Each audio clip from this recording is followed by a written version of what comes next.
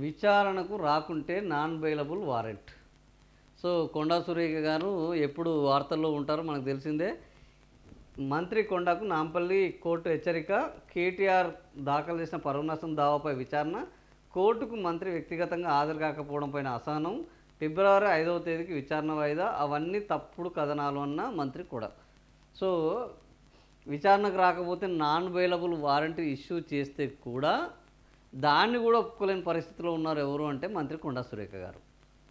So ఈ కేటీఆర్ తనకు పరువు నష్టం ఈమె ఇష్టం వచ్చినట్టు మాట్లాడడం వల్ల తన పరువుకు నష్టం జరిగిందని ఆయన పరువు నష్టం దావా వేశారు. సో ఆ పరువు నష్టం దావాలో ఆమె ఎవరికి క్షమాపణ చెప్పింది అంటే సమంత క్షమాపణ చెప్పింది. నాగార్జున కుటుంబానికి క్షమాపణ చెప్పింది. నేను ఇట్లా మాట్లాడడం వల్ల నాగార్జున కుటుంబానికి తీవ్రమైన బాధ కలిగించింది కాబట్టి నన్ను క్షమించండి అని అంటే ఆయన పాపం నాగార్జున వెనక్కి తీసుకున్నాడు. ఆయన కూడా ఈమె మీద పరువు నష్టం వేశారు. ఆయన వెనక్కి తీసుకున్నారు. ఏది వాళ్ళు ప్రభుత్వంతో మాట్లాడుకున్నారు, ఎందుకు లొల్లి అనుకున్నారు అని. ఇప్పుడు కేటీఆర్ వేసిన దావా మీద కూడా ఆమె నేను ఆడ తీసుకున్నా కదా ఇంకా ఈయనకి ఏముంది పడేది అని అనుకున్నారు. ఓవరాల్గా నిన్న హైకోర్టు సీరియస్ అయింది.